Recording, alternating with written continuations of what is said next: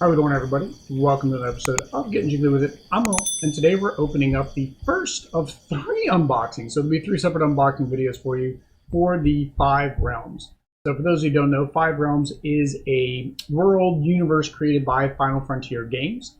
There are 3 games in the series. Cavern Tavern was first, Rise to Nobility, and then there was Merchant's Cove. The 4th and upcoming game will be coming to Kickstarter, I'm guessing next week based on how I'm filming this. And we'll have some live gameplays of these games during that week. We'll just call it, the 5 Realms week, since we're starting now, I guess. But the new one is Bardsong Woods, which is, they kind of said it's kind of legacy, but not legacy. Things will be able to be changed and modified. It's built in the same world. 2 of the games are dice placement, dice worker placement by Cavern Taverns and Rise to Nobility. Merchant's Cove, of course, was a very asymmetric game. Like, everybody could play a different role. So you could actually, one person could be playing a dice placement, one person could be playing a worker placement, one person could be doing drafting of some sort.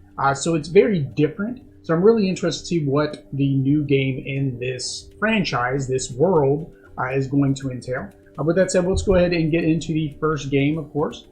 So this is a game by Ivana and Volkan Kravatsky, probably unfortunately did that bad, Tony Toshevsky, and Maja Tovaska. The art, of course, is the same artist that did the North Sea and the Paladins, the Paladins of the West Kingdom. Yeah, so your West Kingdom series and your North Sea. It is the same artist. He's done a lot of games. And I've noticed every single game that's got his art, draws us to it. We do like a lot of good art. There it is, the Miko, Samahajlo, Dimitresky. I do not speak Russian, so I apologize there. But of course, like I said, Final Frontier Games. Here's a small overview of what you're getting into. There is some flavor text. So like I said, Cavern Tavern is a worker dice placement, resource management, and you're basically trying to serve your patrons while trying to make your boss not too unhappy. There is, I watched a couple reviews before this because I wanted to kind of get a little bit better idea. There is some push your luck. There is some unfairness in the game. I don't know if any future expansions solved upon that. We just got this because it was part of the deal. We also got the special dice, which we'll look at. And I don't remember if there was any other extras. I do know we got the little meeple stickers, so that's kind of cool. So you do get to add your meeple stickers. So if it's one character, so it looks like 1, 2, 3, 4, 5, yeah, so 6. So it can be up to a 6-player game. I've heard that's not recommended. Of course, we'll be playing it live as a 2-player game. So these are your server mats. So of course there would be 6 of those because it's a 6-player game. 1, 2, 3, 4, 5, and 6. So there are different tracks. So this is, I think, this is the boss track, and then you have your kitchen track, and you have a cleaning track, a little place for your patron that's coming to buy your dice, your ingredients, and then this is if your boss gets mad, you're gonna have to do some kind of job to make him happy, and that's one where they were saying, like, unfortunately, it can get a little bit unfair in a certain point, because if you're losing, that's when the boss comes and antagonizes you, versus if you're winning, he's not going to come bother you. So I don't know if that's meant as part of the strategy. Make sure you select things that you can actually select, or if that was just not a decent design. Oh, these are coming out nice. You guys know I like to pop out the nice little tokens. So there is looks like the boss, I guess. That's who that is. No, it's a lady. Or is that the boss? Yeah, he's got curlers in the hair like Princess Leia, so I'm going to go with that. That is a lady, although I guess the lady could be a boss, but I don't think that matches the dude with the mustache and the beard that's on the box. So maybe that's his wife, maybe there's a purpose for her. A couple of blanks, but then here are your ingredients, so that way you keep track of them. Some of the other ones I saw, they didn't show these ingredients like this. I'm not sure. I guess this is if you are taking an ingredient and you run out of cards. Because you get cards that have the ingredients on it. So I'm not really sure I'm even not even sure why I'm still punching these out. I guess just to show you guys that that punched out pretty nicely. And then here are your, okay, so here are your trackers for each of the players. So you've got black player, blue player, green, red, purple, and yellow, amarillo. And then these are, let's see, plus minus to your die. So it looks like something where you can increase or decrease. You'll be able to get these tokens and then be able to increase or decrease your points or your die for your worker accordingly. Because, of course, in a worker placement game, in order to do something, you need to meet the requirement here. So whatever the dice says that it needs to be the number or whatnot, you'll need to make sure you have that. So this is, I think, the expansion board. So I do think this is an expansion board. So we did get the expansion. It didn't say deluxe on there, so maybe I threw this in when I opened it up to take a picture of it and didn't realize it. Maybe it just comes in there now. I have to go to Final Frontier's website to see. All right, so here is, oh, I didn't notice that. The back of these boards actually have like wood, like wood, like the floor, like the tavern floor. Well, I was gonna say, did they do the whole board? But no, it actually is just right where it's printed. So there, I guess there is that possibility that it could be an offset print on one of these. Now these aren't. These are double-sided. These are double-sided. About the rest of the trackers. Okay, so all the trackers are double-sided. Learn something. Learn something. All right. So introduction. So an war-torn land. Okay, so there you go. There is your flavor text. So that way you can learn about the world of the 5 realms. And I'm gonna hope and imagine I got Rise to Ability and Merchant's Code behind me that they both have that. Nice, shows you what components come into it. Makes it easy to find. Now, of course, some of the components are upgraded, some of them are not. So you got your meeples, your mugs, your thing. Now it says the stickers. Okay, it says the stickers are actually part of the game, so that wasn't part of a deluxe add-on that I got, I guess. How to win, 10 rounds. Basically, whoever gets the most points wins. You want to make sure that you get orders, you get your kitchen tasks and chores done, and that you complete the nasty secret task that is given to you by your boss. So you get your orders and ingredients, your reputation, the different characters. So each of the characters is going to have some kind of power ability that you can use. So you can flip it over and then use your abilities. So rounds of a turn. During a round 5 at 11:20 p.m. you picked up the hopping gnome. Okay, so it's giving you an example of what you did during your turn. So it is turn-based. It also is round-based. And so there will be a clock that we'll get into that it shows right here that as it goes around, you got this little clock thing. So nice there. So more rules, hidden tasks, chores. It goes over each of the different things. How to play seems kind of weird that it's in the very back. Oh, that's for the, okay, it's for the Secret Chamber expansion. So this is for the expansion. So the expansion is part of the base game now. Okay, so that answers that question. Did you get this expansion as part of the base game? And then it adds some variety to the game with the secret expansion. I don't know, again, same thing. Okay, so there it is. So it's Mr. Nasty's, so it's Mrs. Nasty. So that is Mrs. Nasty. She's the one that's all the little tokens we were looking at. Yellow dice, blue dice, red dice, green dice, purple dice. Not sure what. Block of cellar space. Oh, solo play. Okay, so it's the Automa. Okay, so you use all the dice if you're going to play solo, which we're not going to play solo, so I'm not even going to read those rules. Victory conditions. Story mode. Wizard's dream. A ray of hope appears through the dark sky of the 12 realms. There's a whisper of a chance of peace in the air. The wizard has glimpsed the future in the crystal ball and knows just what must be done to pass. But the idea of peace is not happily accepted by everyone. There are some who live off the misery of others, like Nasty the dwarf, who made his fortune thanks to the ongoing war. Fortunately, the workers in the Cavern Tavern are all of the wizard's side. They have to help him achieve this mission and do it right under Nasty's nose. Will they make it? The story mode is just like normal mode except for victory conditions. Start of the game, you shuffle an assignment card, the 5 realm cards, and draw one. The card will prompt you to serve the guests of specific races, serve dinner for them, tend to their needs, help the wizard under Nasty's radar. The objective of the card is shown and minimum requirements you need to complete the assignment. So there's an example of an assignment. Very important representatives of 5 realms are going to be present. tonight. Make sure they get to speak to each other. So objective, serve orders with 5 different races. Kitchen track needs to be at +4 and 65 points. Now that's the story, but it didn't tell us how to continue the story. I guess you just, I guess that's the story. You play this card, and you play the next one, you play the next one, and you get them all done. You beat the story mode, I guess.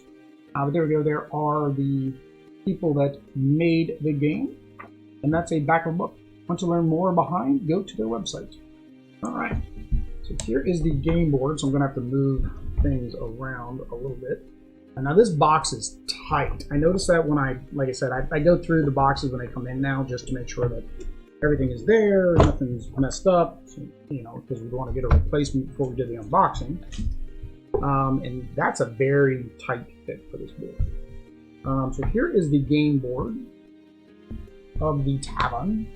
There we go. So we have a Cavern Tavern board. So you have your patrons and your mess hall.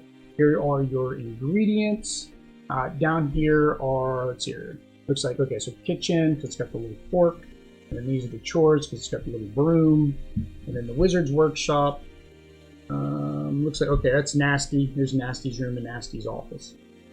So one thing that I did notice when I looked at the board is these squares seem very static. I know what they were going for, but like they're very static. That was the one thing I did notice. It wasn't very appealing, because it's a copy and paste, right? They don't look like parchment or something, in different shapes and tears in them and stuff. But that's a nitpick.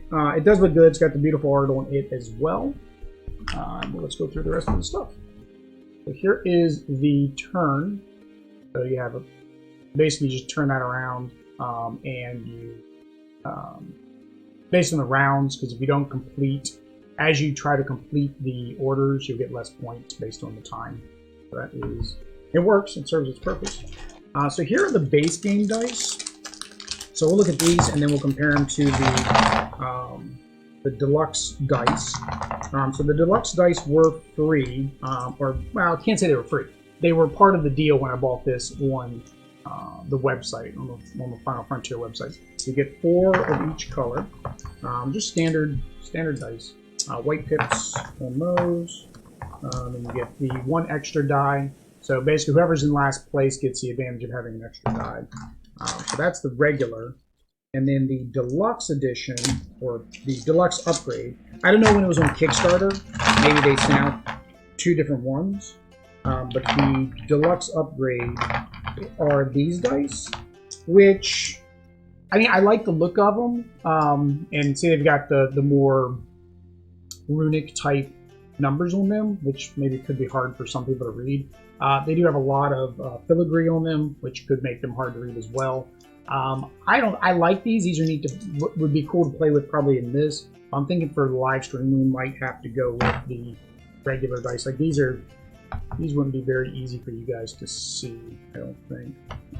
I don't know. We'll decide what we're going to do. I guess technically play an advanced game where you get 8 dice instead of 4. But everything else they're pretty much the same, right? Same filigree on them, same numeros. I was going to say, is that a 6 or a 9? It's a 6-sided die. I don't know why I'm asking that question. All right, so that is the dice. The meeples and components.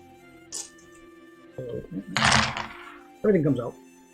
All right, so we have our first player marker. There's a key. I was thinking, I was like, do I want to do something to this? Like take some paint to it and kind of make it look like an old-timey key instead of a black wooden key. I think that might look pretty cool. And then you get the same components for each player, right? So you get your meeple, you get your mug, which is your score tracker, and you get your little, I guess it's supposed to be like your serving platter, like, server has the serving tray, and then that's what goes on the dial up there. Go there, that goes there, that goes there. Put them on here, make them look pretty. Pretty. There's all 6 colors. Mug's upside down. Does not matter. And then I wonder if these have to go in a specific meeple, right? I guess not. I mean, the green would make the most sense to go on, you know, the green meeple. But, like, the other ones are just kind of generic. Like, the white, there isn't a white meeple. You know, these are just tan. Yeah, I guess it doesn't matter. It's whoever's favorite meeple color, they can pick whichever one they want. Yeah, okay. So she's kind of like Red Sonja, I guess. She's just Sonja. You got the barmaid. You got just the regular dude. You got this albino dude, I guess. I don't know. I don't know what he is. Alright, so that is that. I'm gonna look at the cards, and I think that's it in this box. Sorry. It does come with the insert, of course. I don't know how efficient that is. Because whoa, that was a hard hit. Sorry about that, guys. Oh, that was like a, I don't know. I was gonna say an avalanche, but that wasn't an avalanche. And worse than an earthquake. That was just total destruction there. All right. All right. So here are the ingredients. So nice, colorful, big, right? So you got them sitting on the table. You'll be able to see what they are. So you got your ambrosia, beer, you got your elixir. So they're all going to come in and want different things. Fruit, and we'll look at that when we look at the patron cards. Herbs. The herbs basically look like the fruit, except for herbs. I don't know why they put it in a cornucopia.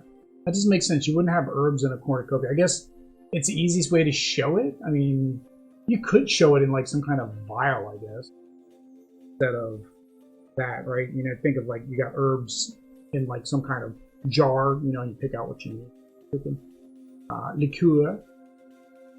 Mead. Nice feel. Does have linen, slight linen. Oh no, it is linen. So you can see the hash marks in it. So it is linen. Nectar, like a good linen card. Rocks. So these look like ice cubes, and I don't know how many patrons are gonna want it. But I guess it's supposed to be a play, like, you know, on the rocks, right? And maybe back in the day, who knows? You know, you would take a cold river rock, put it inside of your drink.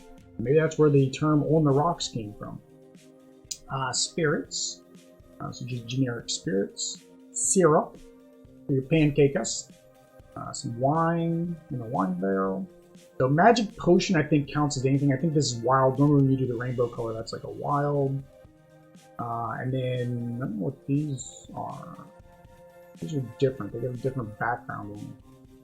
So these, ambrosia, mead, beer, like there's points attached to them. Saddle to horses. I don't know what these are. I don't remember any of the videos I watched talking about these. It seems like you complete that to get this. But that doesn't make sense here now with the dice, the magic potion with the dice. Or maybe they get put out on the board, you place a 1 here, and you can choose which one you want. Or maybe it probably goes with the expansion. That's probably why nobody showed it. I don't remember anybody showing this expansion. So yeah, okay, so it goes like that, and then you can get the stuff. That makes sense. That makes sense. Alright. So that is that. And now let's go in here and see if I can do this without whacking the camera this time. If I can do this better. So it doesn't have that handy-dandy little zippy zip thing. I don't know what those are called. The little thing that makes it easier to open packs. Alright, so are they double-sided? Alright, so here are the, I don't want to say the heroes, but I mean, I guess if you're playing the story mode, here are the heroes. So you have Wido Wanderfoot. When another player uses a seller's place, take an ingredient as if you also used it. And then there's a green side and a red side. So one playthrough I saw said you could do it twice. Like you do it on the green, and then you do it on the red, then you discard it. So Nuji Stonehammer. When you use the Wizard's Workshop to take an item card, you may use your ability to take 2 items instead. That's pretty good. If you're getting behind, don't want to make one of your things not get done. Kishara. When placing dice, you may use your ability to place your dice on a filled slot, so that's pretty good too. Again, missing an ingredient. Tenelia Orisis. When completing an order late, and is from an elf customer, gain points as if it were not late. Oh, that's good. Grimhold Headstrong. When completing an order, you may use your ability to avoid spending 1 ingredient. That's good. All these seem good. I mean, but they are very, you know, limited. And you have Ingletrude, Proud Body. You may use your ability to prevent yourself from drawing a nasty says card. Okay. Alright, so these have... Okay, so all these have like a little island on them. I guess I'm looking at them backwards.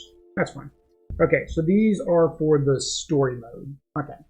So these are for the story mode. So you just got all these different ones to play it as a story. Which really, I mean, they're calling it story mode, but to me it feels like it's really just a secondary objective. To say that you got this achievement. It's kind of like achievements, right? At the end of your game, you get an achievement to unlock that story mode. And I guess it could be kind of played as a... Oh, was that with the solo mode? The solo mode? I don't think it was with the solo mode. I mean, I know it was after the solo mode. There's solo. Play the dice. Yellow dice. Okay, so it is. Okay, so that's in the solo mode. Okay, so solo mode, you use those. So I was wrong earlier. I was thinking it was, you could do the assignments in a multiplayer, but then I was thinking about it as like, well, how do you know if you completed this? Does everybody have to? Does just one? So yeah, that makes sense. So that's for the solo mode. Lost my cards. Here we go. So these have doors on them. What are these? I got this in ambrosia very cheap. Help me sell it and I'll give you the taste of the profits. At the end of the game, you gain 4 points for every ambrosia you get. Okay, so these must be Mr. Nasty's secret cards. So these are the things he's going to have you do during the game as an objective. And then player aids. Okay, so that's nice. Player aids tells you how many of each is in there. And then this is the patrons. All right. So there you go. So he would be worth 15. This is what he wants. As the rounds go on, it's worth less as you go. Humans, Trobbit. I've never heard of a Trobbit. Dwarf, Troll, Halfling, Green Elf. I've never heard of a Green Elf either. I mean, I've heard of elves. I've heard of Dark Elves. I've heard of Green Elves. Dwarf. I wonder if green elves are like a mix between an orc and an elf, maybe. So the regular elves, dwarves. So and each one's different. Each one wants different stuff. The art's all the same. I was thinking maybe the art might be different. The art's the same at all. Herb syrup, nectar ×2, ambrosia, the core. Okay. Wow, 28 points. He's worth 20. What do you need to get for him? So you would already need to pretty much have a fruit, a rock, 2 mead, an elixir, ambrosia, and liqueur before you decide to pull this guy.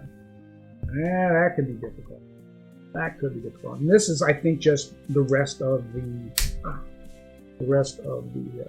patrons. I don't think there's anything different in here, but we will find out. I do see something that says scroll on the front. So these are different. All right, some of this is different. All right, so these are scrolls. So these are item cards. When you complete an order, keep 1 ingredient. Potions, complete an order, replace 1 listed ingredients. Tip. You get alright, so it's just a bunch of different item cards that you can obtain throughout. It looks like all of them. Reroll any dice. You may use to place a dice action. So it looks like these items could really help you during the game. Pipe, lantern, glass of strong, and a dwarven mug with Mrs. Nasty on it. Alright, and then these are, oh no, are these his? Oh no, these are the Mr. Nasty cards. So these are the nasty tasks. So this is where they said the game kind of gets unfair, because if you're already losing, then you have to complete these tasks. So get out, don't bother me. You can see I'm taking a nap. Get to my office and get back to work. You got off easy this time. There's no punishment. Shady conduct. You've been acting very shady lately. I'll keep my eye on you. Move down twice. Ooh. So it's easy to complete. It already moves you down too. And on those tracks, it's like every few is when you have to draw a card. So if you get here, that's when you draw the card, and then it says move down 2, so it's 1, 2. You're right on top of getting another Mr. Nasty card. Now, you can only get 3 total. It does make you lose 18 points. So again, it's one of those things where you're going to keep losing. Like if you're losing, you're going to keep losing. Again, I don't know if that's the intent of the game, and you have to plan around that. Maybe it is. Maybe that's part of the strategy. Like here, you have to complete a kitchen task. and you'll get no reward until you do this stays. And if this stays, you lose points at the end of the game for this not being completed as well. All right, and then yeah, so then these are just the rest of the patrons. A lot of patrons, so that gives you a lot of variety. Again, it is up to 6 players, so I can imagine you need to have a lot. Again, from what I saw, some of the videos, they don't recommend 6 players. It just gets a little bit too over the top. There you go, guys. That is Cavern Tavern, the secret of the 5 realms. So again, the first of the 5 realm games. We will be playing this along as well as the rest of the 5 realms games, except for the new one. We haven't gotten a preview copy of that.